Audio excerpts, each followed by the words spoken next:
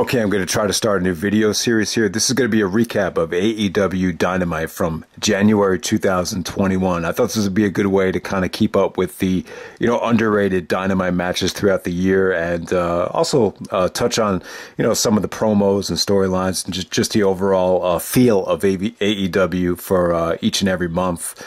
But, we'll see if we'll continue to see how it comes out. But first thing I'm going to talk about in this video, just get right down to it, top 5 matches of the month of January for Dynamite. All right, so I'm going to start with number 1. I think the best match of the month, no surprise, I'm going to go with Kenny Omega and Rey Fenix from New Year's Smash, January 6th.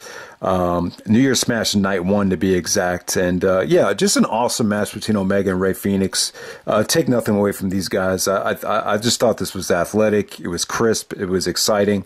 The 5-star rating was a little bit baffling to me, but if you thought it was 5 stars, that's cool. But the one thing that hurt, a couple things that hurt the match for me, I just thought it was a little bit too soon to do a title change, especially you got Don Kallus out there kind of interfering in the match, maybe a little bit too much interference towards the end. And, Rey Fenix, guy's a hell of an athlete, man. I mean, he's a hell of a wrestler, but I just, the fact that he would, the idea of him becoming world champion in that spot, it felt like the title win was like a million miles away. So that's one of the things that kind of hurt it for me. Like there wasn't 1 second where I thought Phoenix had, a snowball's chance in hell of winning the match. But, this was Omega's first official title defense, and it was pretty breathtaking, to be honest with you. I mean, for a television main event, this was exceptional. I mean, I thought it was good. Definitely a top 5 Dynamite match. Did I think it was, worthy of a 5-star rating? Probably not. But yeah, man, it's still an awesome main event. So I would definitely say the second best match of the month. I'm going to go with Jungle Boy taking on Dax Hardwood of the FTR. This was on the very last Dynamite of January. So good stuff here, man. The tag match really set this match up beautifully right here. It looks like you're going to get a really, really good feud between the FTR and the Jungle Express. I just think Jungle Boy's improved a lot. I mean, from his submission work to his strength, he just looks a lot stronger, specifically compared to that match with Jericho right before Christmas last year. But yeah, Jungle Boy actually won this match with a variation of the Regal stretch. So yeah, he's just getting better overall. I thought this was just some nice hard-hitting reversals here. It just flowed really nicely. I also give Dax credit, Dax Hardwood from the FTR. I thought he wrestled a really just nice and fluid match right there. So yeah, good stuff between Jungle Boy and Dax. So that would probably be the second best match of the month. The third best match of the month, I'm going to give it up to Brian Cage and Darby Allin from New Year's Smash Night 2. So Darby successfully defends the TNT Championship against Brian Cage. But, I thought this was good stuff while it lasted. There was a beautiful tope from Darby, and Brian Cage actually countered it into a Falcon Arrow. I thought that was a must-see spot. Just exciting stuff. I believe Darby actually pulled off a coffin drop and hit Brian Cage as he was laid up on the steel steps. The Sting interference was cool. He kind of played the neutralizer role with Ricky Starks, not Tony Starks.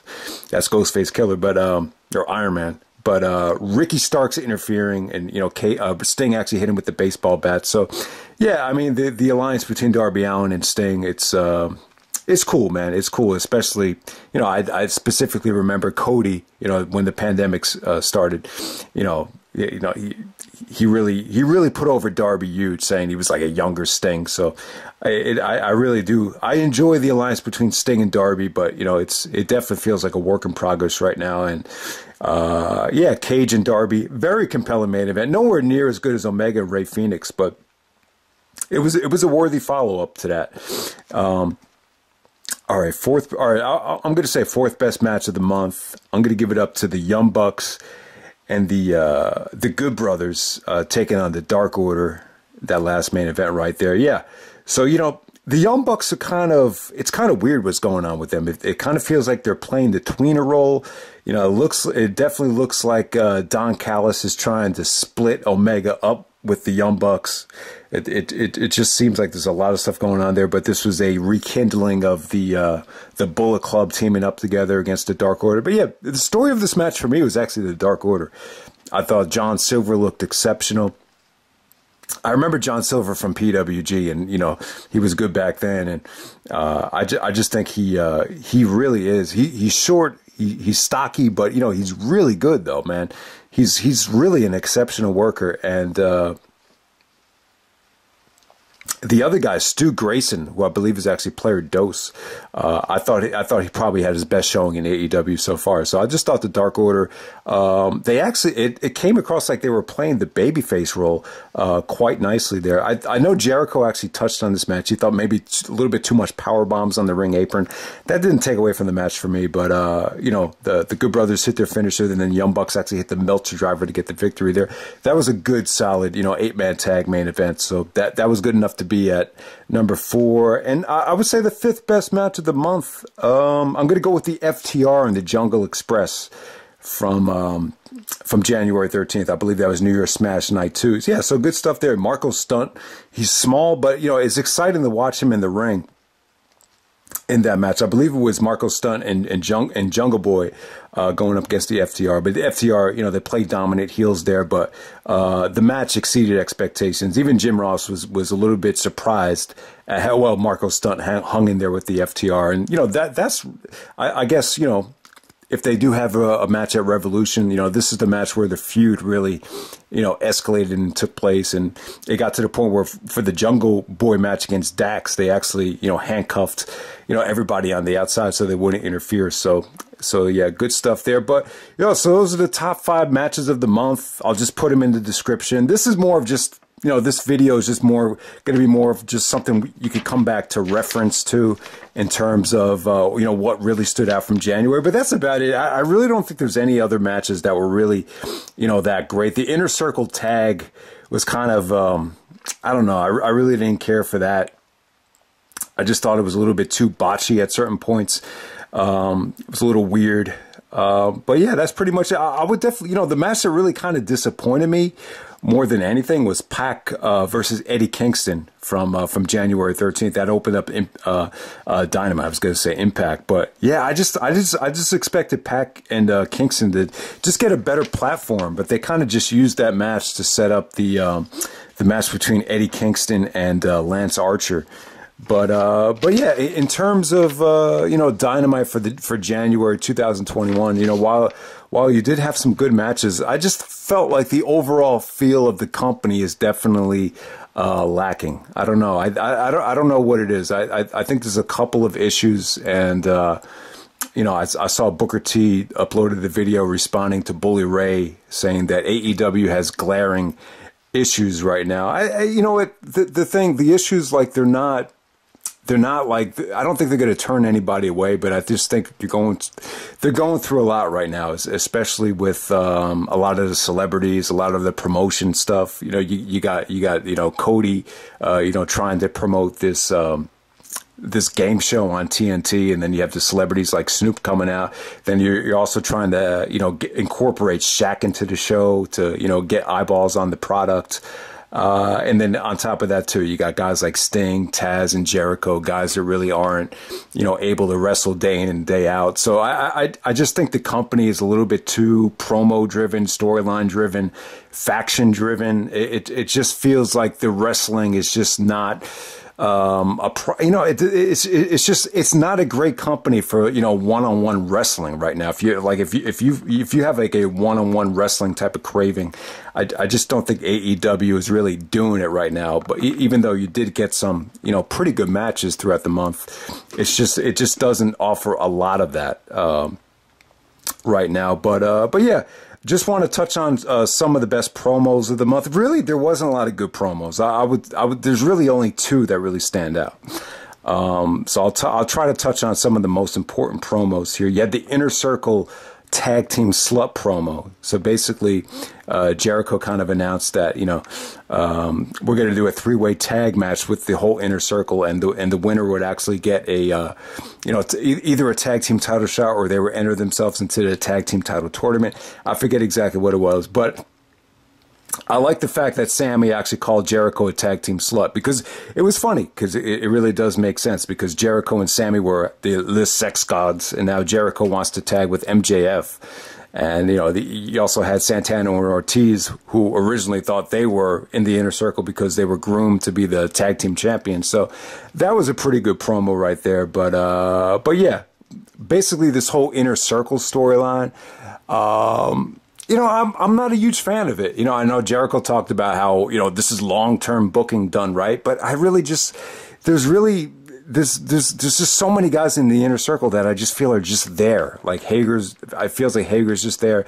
Santana and Ortiz, I kind of feel like they're just there. Really, the only thing that really has a pulse to me is MJF and Sammy Guevara. Obviously, that looks like it's going to be a really heated feud down the road. So you could definitely look forward to that. Probably the worst thing from Dynamite was the Cody on Britt Baker's show, where you have Britt Baker like roasting Cody, and then you had a segment where what's her name, Jade Cargill, who's like a really athletic looking black girl with bleached blonde hair. She came out, and there was just too many women that just got involved there. I just thought that was kind of a train wreck right there. But yeah. Also, you have this whole thing with Adam Page turning down stables. Like the Dark Order wants Adam Page to join the stable. I think Matt Hardy's trying to recruit Adam Page.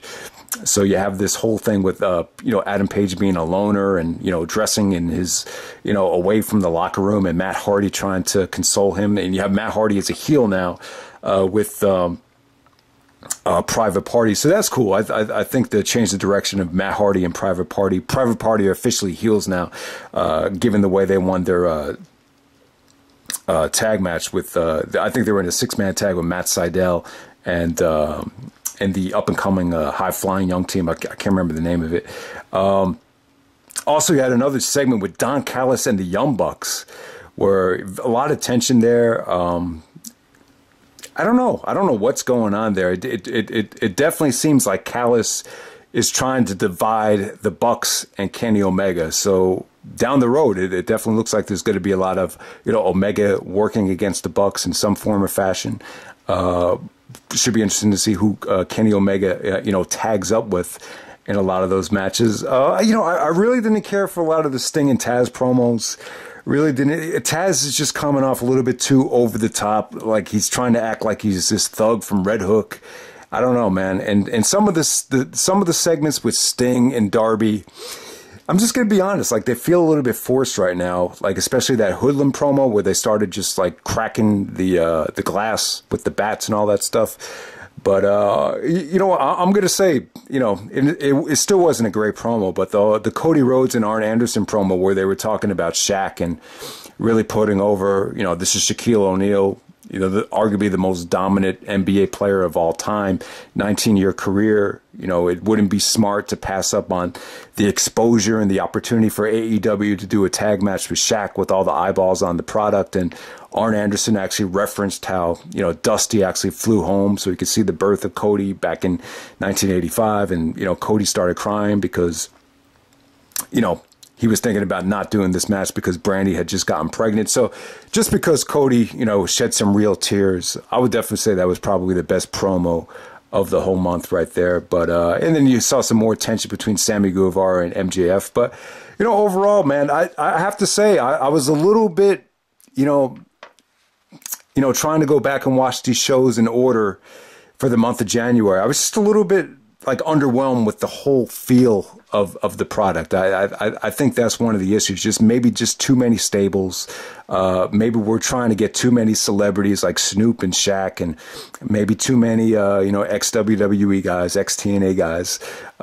So you have that whole thing there. But, you know, there's just a lot of factions right now. There's a lot of factions. I'm not saying it's been a bad month. I'm not saying I'm worried about AEW, but, you know, I'm just saying that this just wasn't the best month for the product. But you did have some good matches right there. The top 5 matches were all pretty good. I think Omega Ray Phoenix is by far the match of the month, without a doubt. But, you know, I think by